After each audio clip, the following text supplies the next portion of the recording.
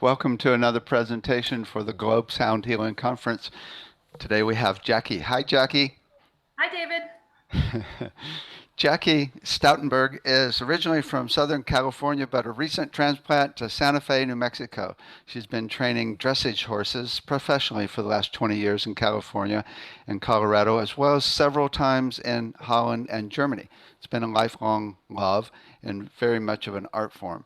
Parallel to that part of her life, she has a deep love of music, art, and science, and is a self-taught musician, painter, and science nerd, always in search of answers to endless list of questions about life. She recently completed the Globe Institute certificate program in sound healing and plans to apply to what she learned there towards being a human being of service for a better world in any way she can. A dream is to open an interactive museum that combines art, music, and science where people can experience how these three things shape and mold our lives, as well as contribute to healing and opening higher levels of consciousness. Welcome. Have you been doing some sound healing on horses? You know, I sing to them all the time. Yeah, no, I'm actually really interested to see the effect on that. I've watched certain videos where people do play a lot of music with them. Hang drums have been used with horses. It seems to put them into sort of this catatonic state. And I've spoken with several sound healers in the past that have done sound healings in barns, just for other horse owners, just as a fun thing to do in the evening. And they always mention that the horses come from the back of their stalls and they all hang their heads over the fence and just fall asleep and start drooling to it. So interesting, an interesting thing I should explore for sure. Cool, cool. So you did the certificate program. How was that for you? It was fantastic. I just completed it. I'm actually really sad that it's over. It's such a comprehensive program that goes from, you know, music, art, consciousness, geometry. There's very little it doesn't cover, and you just walk away kind of feeling like you have a very different perspective on life and your place in it. And yeah, it just and it opens more doors for more things to explore. So I absolutely loved it. Cool. Yeah. So let me ask you the big question I'm asking everybody. If you had all the money in the world, what would you do to help people on the planet? Oh boy, it is a big question. I guess, well, as you said in my introduction, one of my dreams is really to open an interactive museum um, that that takes art, it takes science, it takes sound, and it gives people, a place to really explore the unknown. Explore how these things interact together, how they affect our lives, and hopefully open doors for them to just create more questions for themselves in life, because I think that really is the pathway to to kind of stepping through different states of consciousness. So having, fun sound experiments and art Mm-hmm. experiments that you can Mm-hmm. play with, I think is really, kind of like the beginning of being, a little bit more self-exploratory, in your own world, in your own footprint. I think we live in a world right now where people are so um, quick to judge everybody else's footprint in life, but then they fail to look at their own footprint in life. And so I think a space like that would be really, really interesting and fun. It could be really fun for kids, that they learn about stuff that they don't learn in our conventional education system. So It's, it's cool. A friend of mine actually had that idea, and so we actually started thinking about different installations we could do. So maybe it will happen now. yeah, we'll collaborate. Cool, cool. Okay, so tell us about your presentation, Okay, so what my it's about. position is on acoustic levitation, and quite simply, when I did this for the Globe final paper, it was really mostly just for my own knowledge to see what we can do with this and what we've done with it in the past. And I think since I was a kid, I've always had such a been so enamored with pyramids in Egypt. And I mean, I remember reading so many books, just thinking, how in the hell were these things built? And when I got to reading about sound being, a very big possibility for how these things were constructed, it just piqued my interest, and I just kind of kept going with it. So I definitely kind of closed that book in my life for a while, with work and everything. But in trying to figure out what to do my paper on, I just woke up at 3 o'clock in the morning one night, and I was like, aha, more about this. So that's what my paper's on, and it covers quite a few current, applications, and then goes into a little history. So. Cool. Great. Yeah. Okay, go ahead and share your screen. Okay.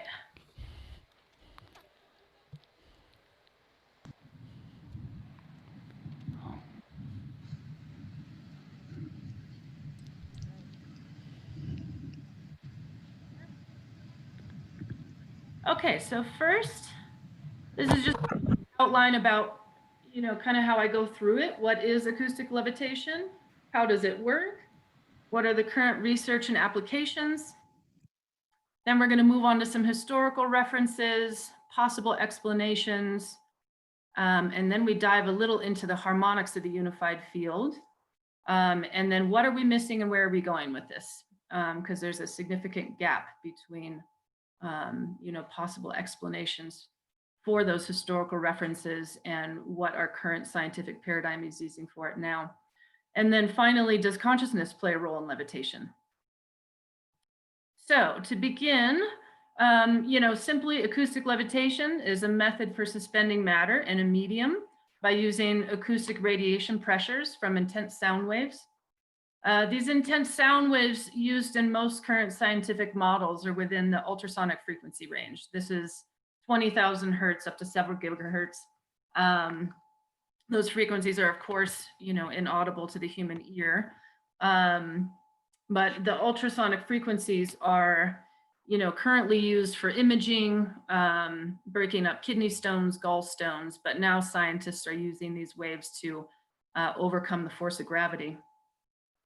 So the most recent research has demonstrated the ability only to levitate small polystyrene balls or droplets of liquid. While this holds promising implications in certain fields, as we dig in, we may discover that there's a little more to get excited about. So to begin with, we're just going to briefly review sound waves, how they travel, as well as what's necessary to create a wave essential for acoustic levitation. As we know, the vibratory nature of our universe tells us everything vibrates and therefore creates a sound, albeit mostly inaudible to our ears, similar to how our eyes are only able to perceive less than 1% of the electromagnetic spectrum. But sound waves are created by an object moving or changing shape. So the resulting vibration produced by that produces waves of pressure through a medium such as air, gas, liquid, or solid.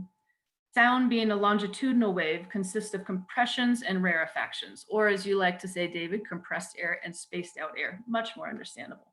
That produces a scrunching and stretching of molecules within the medium that create an audible pressure change. So most illustrations depict sound as transverse waves, simply because it's easier to visualize than a longitudinal wave. But here's a good visual of this. Your top one is the transverse wave with troughs and crests. And then the bottom one is the longitudinal wave, where you can see the compression and then the rarefaction. So the physics of acoustic levitation rely on the ability to create a standing wave. When a sound wave is reflected off of a surface back to its source, the interaction between the compression and the rarefaction causes interference. When a reflection wave and a compression wave combine, they produce a standing wave. Unlike traveling waves, standing waves do not cause a net transport of energy because the two waves that create them are just carrying equal energy in opposite directions. It produces a large displacement between upward and downward pressure. So instead, they appear to shift back and forth or vibrate in segments. And with that in mind, it's important to note that a standing wave isn't really a wave at all. It's really just a vibrational pattern that results from two or more interfering waves. So in this picture here, you can see, let's see if I can get the animation going. Yeah, this right here would be a node This would be an antinode, but this place right here is a static place, and that's generally where the matter collects. So that's the two distinct characteristics within a standing wave, are nodes and antinodes. Nodes are these little points along the wave. They appear to be standing still. They have minimal amplitude due to the destructive interference. And then the antinodes are the spaces that reach maximum amplitude due to constructive interference. So the defined nodes are areas of minimal pressure or where matter collects, while the antinodes are areas of maximum pressure disallow matter to remain due to the high vibrational pattern it follows. So there's several approaches to achieving acoustic levitation that are utilized in our current studies. I'm going to go over just a few of them. But the most common and basic setup is this single wave transducer and reflector. They both generally have a concave surface to easily focus the sound. The transducer emits the wave head on at a 90-degree angle to the reflector. It's beamed back to the transducer. Only small particles have been levitated with this method due to these following factors. The distance between the transducer and the reflector have to be a multiple of half the wavelength of the sound emitted for the correct interference to happen and create a standing wave. And then the mass of the object needs to be the right density to determine whether the sound wave can actually create enough pressure to counteract gravity. When levitating liquid with this method, the bond number, which is the ratio of the surface tension, density, and size, has to be taken into account. Otherwise, the sound wave will just overwhelm the droplet of liquid. It will spin it into a donut and it will burst. So then also these little blue arrows up here on the side, velocity, that's the velocity of the wave basically prevents the object from popping out the side. So here's actually a quick video. No, we'll go to this one. If I can get it to play. This is a great visual of a standing wave used in this method. And I'm going to skip a little bit forward here. I'd like to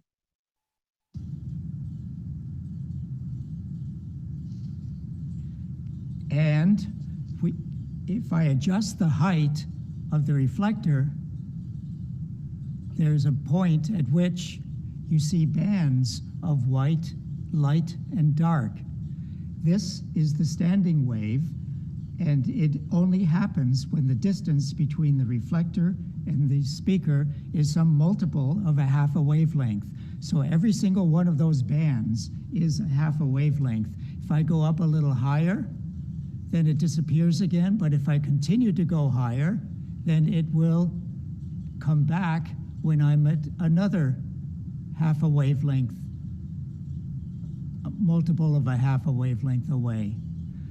Now, it's in these bands that I'm going to place the little balls.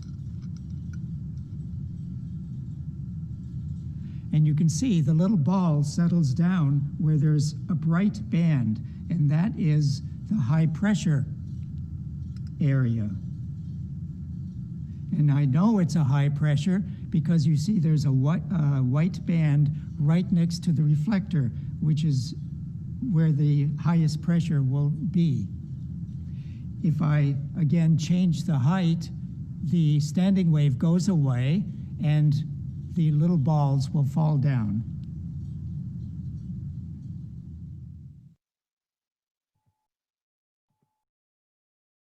Okay, so if I can get this. So the next method I'm going to talk about is the tractor beam.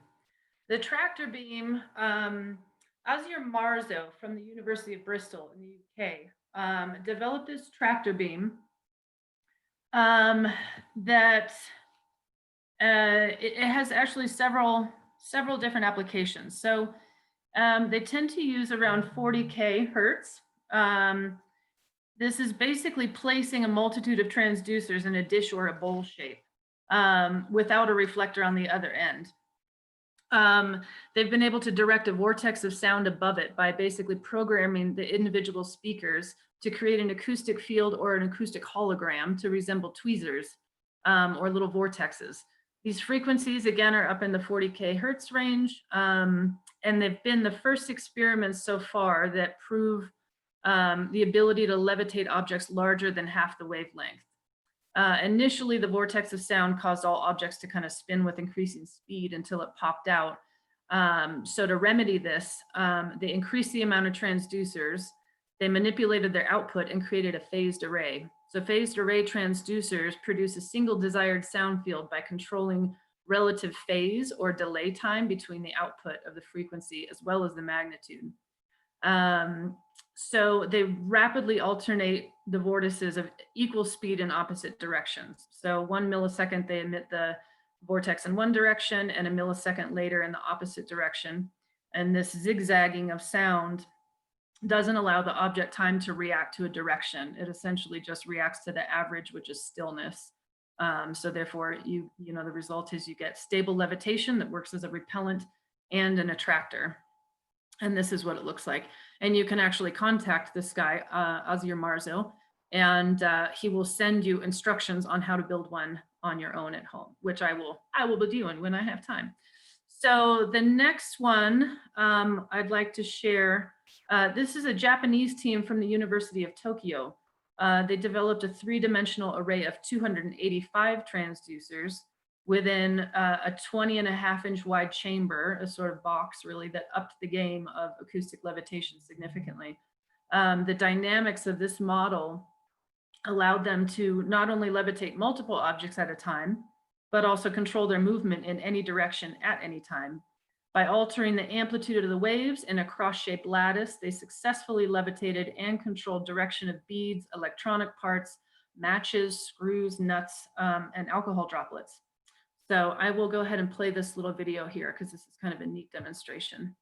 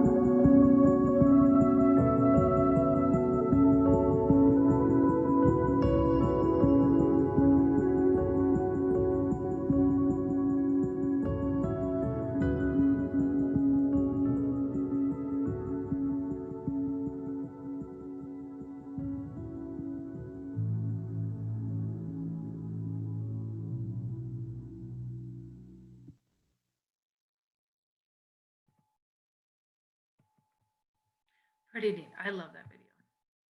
So, so this brings us to some current and future applications for these acoustic technologies.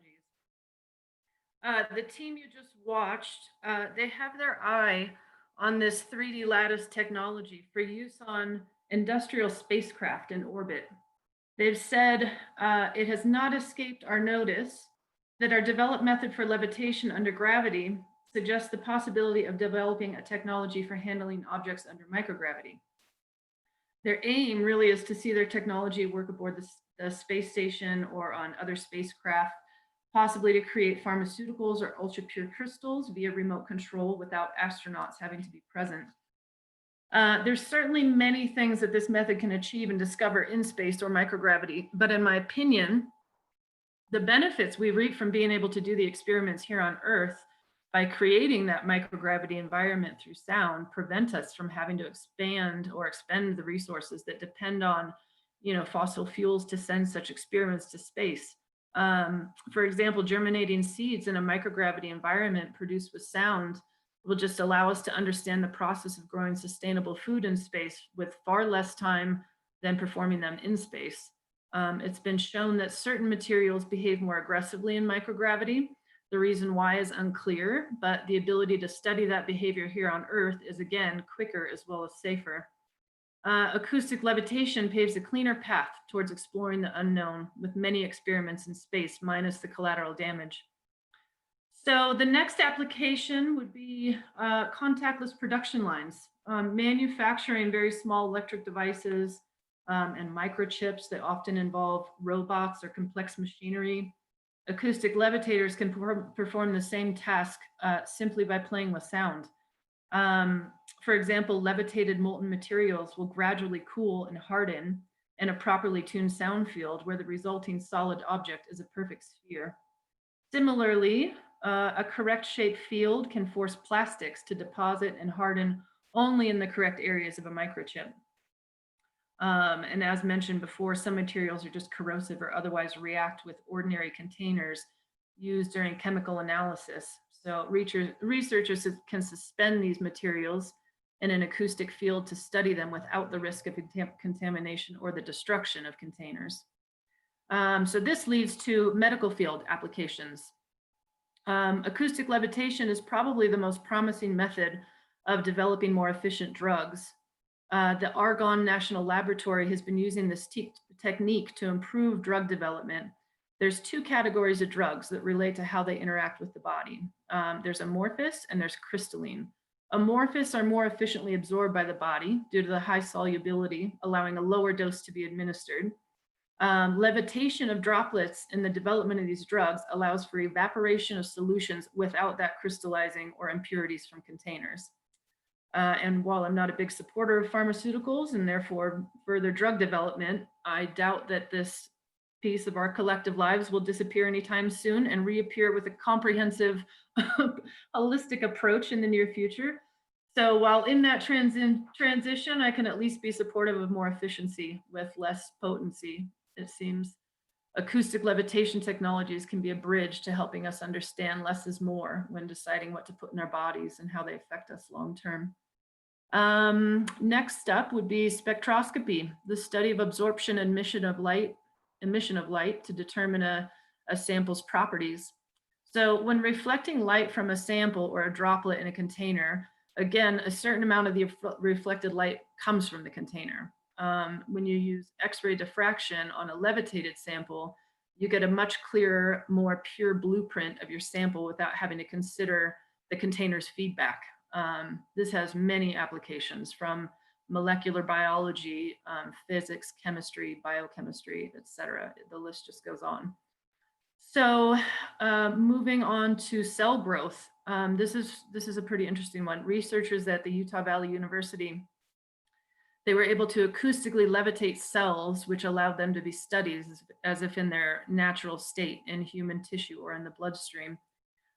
Previously, they relied on growing cell cultures in petri dishes, which tends to deform the structure as well as create all sorts of interference. So with these levitated samples, the team is able to explore aspects of cells that change during Alzheimer's disease, different types of cancer and its aggressiveness due to the thickness of the cell wall, or this onset of autoimmune responses, among many more, all provide a better understanding of the stages cells undergo, leading to more precise treatment options. So then moving on to one of my biggest hopes for this technology is cleaning up the oceans. The Japanese researchers at Shinshu University are testing a bulk acoustic wave system. This little device is so neat. Our washing machines, believe it or not, contribute to marine plastic pollution from a single load of wash, could release hundreds of thousands of microfibers and microplastics. This is due to the fact that most of our clothing, about 60% of it, is made from plastic. According to one report, up to 730,000 microfibers could be released from one load of wash. So if you multiply that by how many washers are in the world, it's clear to see, how seriously we contribute to ocean pollution just from this simple daily task.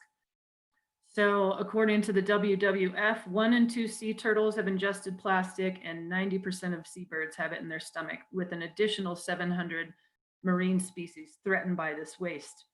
So what this does, it applies sound waves to wastewater before it leaves the machine.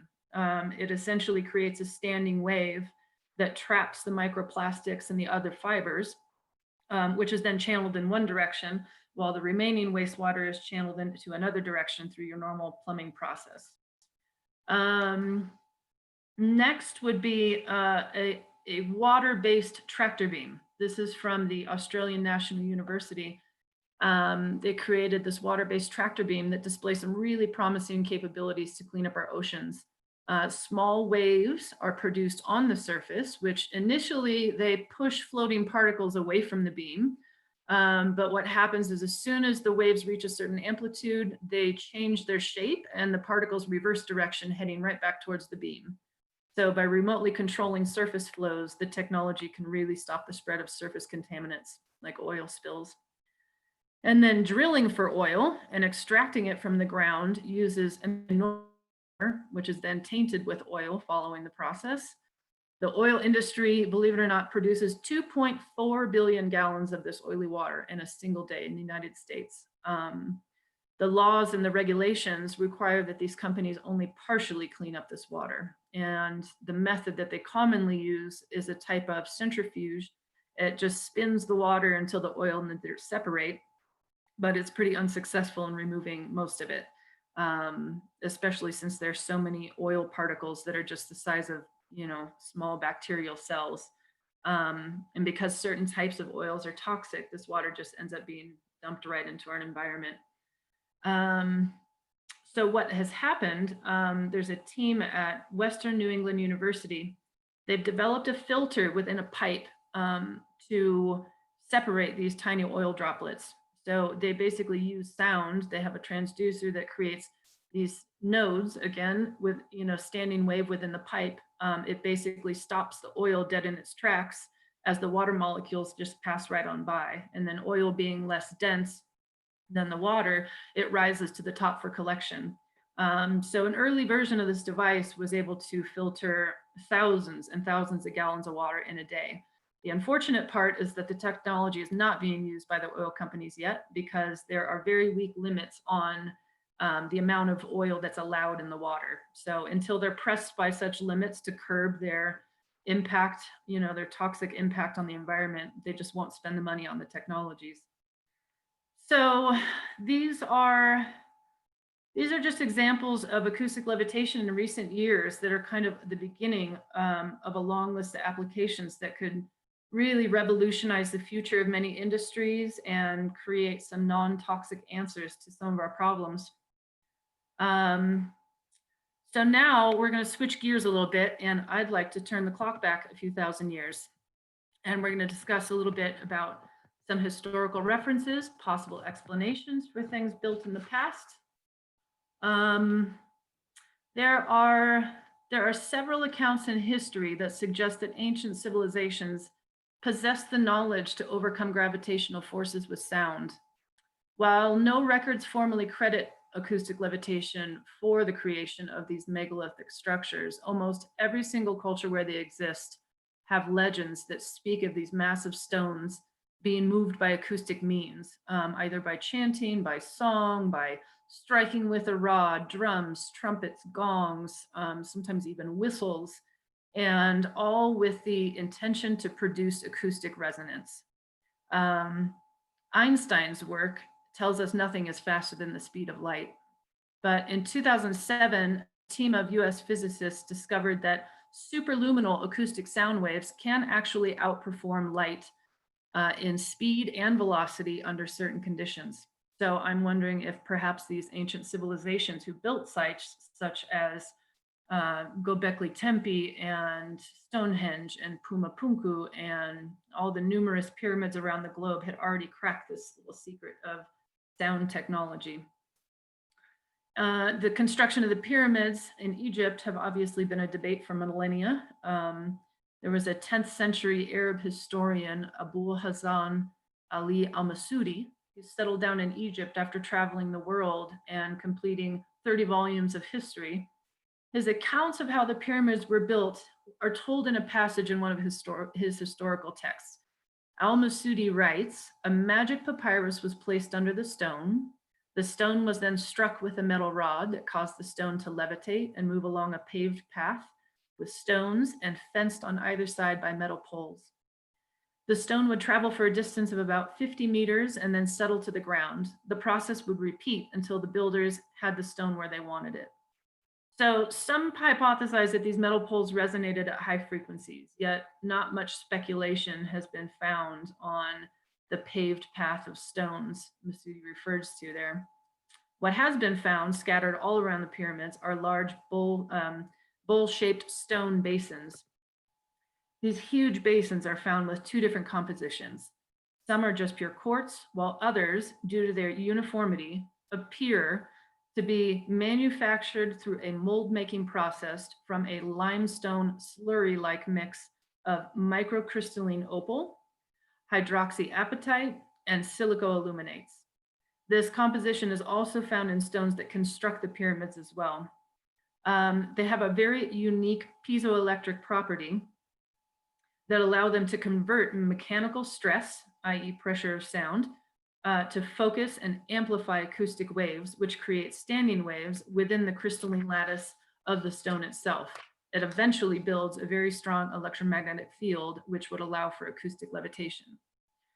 So modern Egyptologists still claim that these basins were used for blood collection on some, ritual sacrifice, but no one has ever found a trace of blood residue on one single stone, and the holes that are drilled into them, as you can see, are obviously at the top around the rim, so that, further questions that hypothesis. But perhaps their shape and their properties played a role in that paved path of stones that Al-Masudi referred to. It is important to note also that these basins, or at least ones very similar to these, have been found with similar properties all over the world. And the resonant features and the electromagnetic properties found within the pyramids suggest that this culture was truly advanced in their understanding of sound. So the next story I'd like to introduce, this is a man named Ed Leedskalnin. Ed Leedskalnin was a Latvian-born American who single-handedly built this monument of over 1,100 tons of oolite limestone. And it was in dedication to the love of his life, who canceled their wedding one day before their ceremony. Poor guy. So it's now called the Coral Castle. It sits just outside of Miami, Florida. And it took him about 28 years to build this, between 1923 and 1951. He did it all by himself. He was just a mere 5 feet tall. He was 100 pounds. He had tuberculosis. And it's noted that he's only worked at night, and no one has known to have helped him, nor did he use anything but primitive tools. The average weight of these stones is 14 tons, although some of the structures he built were as much as 23 tons. The structures consisted of walls, towers, an obelisk, a variety of furniture, including beds, a rocking chair, a table, a fountain, sundial, all this stuff. And he was also had a love of astronomy. So he carved out the moon, as you can see in that one picture. There's Saturn, there's Jupiter. He had a couple of planets going on. So the revolving gate entrance was an 8 foot tall, 9 ton stone that only required a push of one finger to open. It swiveled on a single metal shaft that sat on just a simple truck bearing. In 1986, when this truck bearing rusted and it needed repair, it took 6 men and a crane to remove and reinstall what Ed was able to do alone. It's a pretty unthinkable feat. So when asked how he managed this incredible feat, he would just reply, "I have found out how the Egyptians and the ancient builders of Peru, Yucatan, and Asia, with only primitive tools, raised and set in place blocks of stone weighing many tons." It is known that he also had an interest in radio, possessed a wide range of radio equipment, and in another quote, he says, "I know how to tune into the music of the stars." I think this might be more literal than metaphorical. He also stated that the earth itself is a great big magnet. So Ed wrote a book in 1945 called Magnetic Current. He basically hypothesized that gravity was an illusion masking the true nature of attraction between all objects. It's my belief that Ed, with this understanding, tapped into the harmonics and electromagnetic properties of materials and those of the earth that allowed him to easily manipulate their position. So I'm going to move on to the next account. This is an eyewitness account of acoustic levitation. There was a Swedish doctor, Dr. Jarl, who studied at Oxford. He made a trip to Egypt in 1939 for the English Scientific Society. While he was there, he was seen by a messenger of his Tibetan friend who urgently requested that he come to Tibet to treat a High Lama. Dr. Jarl stayed for quite some time and earned their trust and their friendship. The Tibetans really taught him and showed him things that no other foreigners had the opportunity to observe or experience. One day he was taken to a meadow near the monastery surrounded by high cliffs to the north. And in one of the rock cliffs at a height of 250 meters was a hole that looked like an entrance to a cave. A platform sat just in front of this hole where monks were building a rock wall. The only access to this platform was from the top of the cliff, and the monks had to rappel themselves down. And then down in the middle of the meadow, 250 meters from the cliff, there was a polished slab of rock with a bowl-like cavity at the center. Again, very similar to those found in ancient sites. Its diameter was 1 meter and a depth of 15 centimeters. Another block of stone, 1 meter wide and 1.5 meters long, was centered into this bowl with the help of some yak oxen. These monks then placed 19 musical instruments in a 90-degree arc at an accurately measured 63 meters from the stone slab. The instruments consisted of 13 drums and 6 trumpets. 8 drums had a cross section of 1 meter and a length of 1.5 meters. 4 drums were medium-sized at 7/10 of a meter and length of 1 meter. The only small drum was a 2/10 of a meter and a length of 3/10 of a meter. The trumpets were all the same size at 3.12 meters long and an opening of 3/10 of a meter. The big drums were made of 3-millimeter thick sheet iron and a whopping 150 kilograms. Behind the instruments was a row of monks. When the stone was in position, the drum gave the signal to start the concert. The monks began chanting and singing and praying along with the drums and trumpets. About 4 minutes in, as the tempo and the amplitude increased, the block of stone began to sway. It suddenly took off into the air with increasing speed in the direction of the cliff, where it landed on the platform after 3 minutes of ascent. Now that is one hell of a concert. The monks were able to repeat this 5 or 6 times per hour on this parabolic flight path of about approximately 500 meters long and 250 meters high.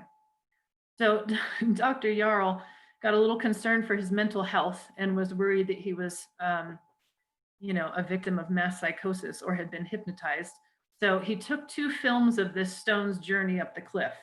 Unfortunately, when he returned, the English Scientific Society, who had sponsored his trip there, confiscated these.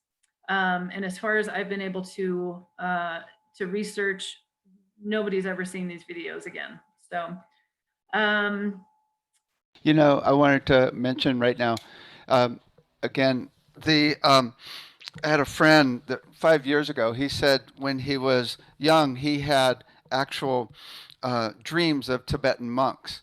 And then when he was 21 or so, he came across a Tibetan monk that said, "Glad to meet you again. You need to come to Tibet." And then he went to Tibet and he told me this exact story Wow. of exactly so my friend actually went and saw all the monks doing that. He went into detail of the chanting would go really high and then really low, then somewhat high and somewhat low. And he said exactly that it floated up and went in to the side of and plugged up the cave. Right. Incredible. So this was about 5 years ago? Well, no, it was years ago that it happened, but Okay. he told me about it 5 years ago. That's incredible. Yeah, it Yeah. blew my mind when you told this story. Yeah, I've done a lot of research on the instruments, and the frequencies that these instruments put out are in the infrasound, kind of in that low frequency range. But I think because of the amplitude of it, it was quite effective. And so, when I looked at a couple mathematical explanations for this. There were a couple people that really were able to hone in on the fact that the harmonics of the instruments in relationship with the geometry of this 90-degree arc, if they took all of these geometric measurements for this entire diagram that you see here, and they converted them into their geodetic measurements, the mathematical conversions that came out of that were basically, like, one of them was harmonically equal to the length of the Earth's radius in seconds of arc. Another one, Wow. theoretical harmonic mass at the Earth's surface. And another one was the mass harmonic at the center of a light field. So it was just a confirmation that these monks really held superior scientific knowledge, how sound initiates this cascading effect of all of these possibilities and geometries in our electromagnetic spectrum to make these things possible. So Cool. in each of these examples, and there's a lot more, in other sites in the world too. Noth in Ireland is another example, and Newgrange. But it really unfolds this relationship between the harmonics and the unified field or geometric energy grid around our planet that influences how matter behaves. So our current technology, is kind of, utilizing only just a simple frequency or a couple simple frequencies. And it appears that the monks and ancient civilizations and even Ed Leedskalnin, seem to recognize that these frequencies do initiate this cascading of events that harness what our field has to offer through the power of sound. And that sound truly is the gateway to understanding the geometry needed to interact with the forces that bind us in this gravitational field, as well as levitate us. So if we look at the geometry of the universe, we see these patterns that weave and warp together in this great harmonious cosmic dance. One of my favorite quotes regarding this was from Buckminster Fuller. I think that he really understood beautifully how to tune into the patterns in space-time geometry.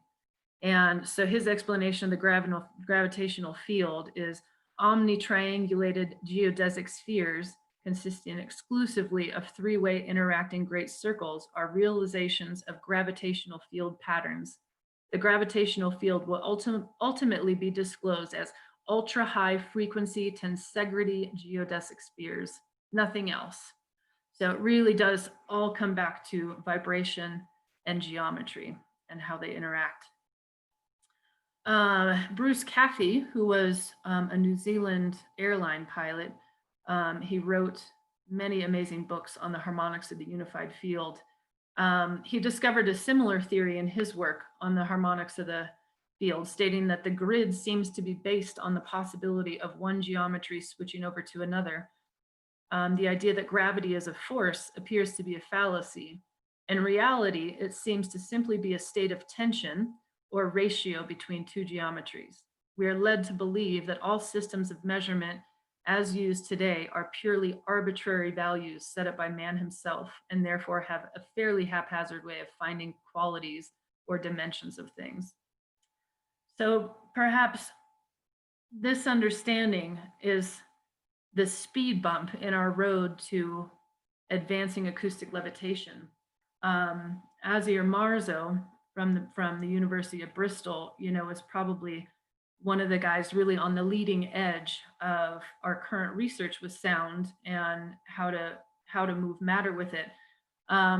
But he's also very aware of these theories that these ancient civilizations possibly did use sound to build these giant structures. And when he speaks about it, he said, quote, "That is, of course, complete nonsense, because we know that to levitate even the smallest objects, you need 100 times more power, which they just did not have," unquote. So, for me, when I read things like that, I understand where he's going with this, but also I couldn't help but right away think, he's possibly leaving out, he's thinking of power as voltage, and he's leaving out the fact that consciousness has far more power than what he's feeling is necessary to advance our role in this. So that does lead me to, what does our consciousness do for sound levitation? What is its role? And I was looking up an inventor and an engineer, John Keeley. He was around in the late 1800s, and he did a lot of work in sympathetic vibratory physics, centered on the divine. That was really like the pillar of his work, as everything came around the divine. And he felt that the neutral central point was where the oneness of God resided in all things. His work included anti-gravity, free energy, and propulsion. He built many devices that were successful in all three of those areas. And he really worked in this quantum paradigm 50 years before quantum anything was around. And back then it was very clear to him that the atom was divisible. So he was far advanced in his knowledge and understanding of universal forces. And he was quoted many times about the mind's ability to influence the ether and therefore matter. So consciousness definitely matters, and your intention matters as well. So there are just endless accounts of human levitation as well, by yogis, saints, monks, average citizens who are able to elevate their consciousness to a place where scientifically it just seems that their atomic structure surpasses the speed of light. There's also reports of specific objects that possess unusual qualities when held by one person, but then not having the same effect when held by another, and attempts the same thing with that object. So these are all examples of the power of our consciousness and how it holds, influence over matter. So to wrap up, I guess, the recent advances in acoustic levitation do show really promising applications. And I think it's a really big step going forward in the right direction. It seems like we do have a pretty big gap between, what was done in the past and what we're doing now, and maybe what we're going to do in the future. And it seems like we've got all the ingredients kind of hiding in plain sight right in front of us. So I am eager for the day when the sound can liberate us from our reliance on fossil fuels, can help us transport, can help us build, help clean our planet, revolutionize our medical system, or at least help out on that end. And but I think at this point, I can't help but say that there's got to be something that that needs to happen on a consciousness level for all those pieces to come together and put us in a place where we really can actualize those realities. And I would say, I constantly question myself and think, well, I've understood, I've experienced the power of sound and what it can do for me personally, physically, emotionally, mentally. And while that's a really easy concept for me to understand, I also know that that's not an easy thing for some people to understand, and that they may, I definitely have, friends and family that, I say, oh, I'm in the sound healing program. And they go, oh, really, what is she up to now? So I guess my question really going forward would be, we live in such a paradigm of like materialism. So if we can use sound in a way to actually start affecting matter and material, and in that current scientific paradigm, does that open a door for people to look at things and go, wow, look at the power of sound, and look what sound can do to something, an object right in front of my face, and how powerful that is. And maybe it's through that it opens a door where people understand the possibility to help heal themselves as well going forward. So I think that's all I have. Thank you for listening. Wow. Wow. The amount of research and the clarity of the way you presented is just excellent. Thank you. I wanted to say, just seeing those things floating in midair does something to you, Yeah. right? It's like, because I've seen magicians actually float, right? David Blaine has a video where he's floating 2 feet off the ground, right? But no telling what they're doing, right? But Yeah. just to see it actually, it's really, it's like magic. It becomes real. Mm-hmm. It's really is something. You said also that they've got them strong enough now where you could actually levitate a person, huh? Yes, yes, you can. With the tractor beam, it's possible. You just need an enormous amount of transducers, Hmm. Uh-huh. enormous amount of power, but it's most definitely possible. Yes. Wow. Wow. Yeah, it's interesting because you think, okay, it can obviously help with construction and travel. I mean, because anything that's heavy is cost a lot of money to move and build. So that's going to be a big thing. But then you think, okay, are eventually we're all going to be flying around? And then it's like, okay, we're going to have flying highways, because we'll be bumping into each other. Right? It's like, oh, it's in the hospital because he flew into somebody. Right? I Yes. mean, it's really, it would be a whole nother world, Yeah. right? It really would. It would change everything. And I definitely want my flying car. Absolutely. Right, right. You got to have something in case they bump into you, Yeah. right? Right. But really, the whole thing about this that's the most exciting is the second we get to the level in consciousness where we can control matter like that, right? Then people will be empowered, really, to be able to. I mean, it's just if they can do that, then you can use that same consciousness and sound inside your body to do, break up any cancer cell. I mean, if we're at that level, I mean, that's really the next stage. Yeah, I think once people see, with their own eyes how sound can influence matter, it won't take more than a blink of an eye for people to go, oh, well, this can obviously happen in my own body then. Right, So it's really right, promising. right. There's, with the cymatic visuals that we show with the different mandala patterns that are created in water droplets with actual sound and frequencies. One of the guys that works in that area, Eric Larson, he actually showed me water droplets being levitated. And when you actually play a frequency into a water droplet that's being levitated, well, the water droplet is a sphere. It's Mhm. actually is a sphere when you levitate a water drop, it becomes a really, and then the surface of that sphere has very specific patterns, and you can see the way that sound affects, every water droplet in your body, basically, really clearly. Yeah, I almost stuck a video in there, but to save time, I pulled it out. But it's really neat because it basically, when you change the frequency, the water droplet just starts changing geometries. You Uh-huh. see the geometric patterns in the water droplet and how it completely morphs from one frequency to the next. It's really, really neat. Hmm. Cool. Yeah. Wow.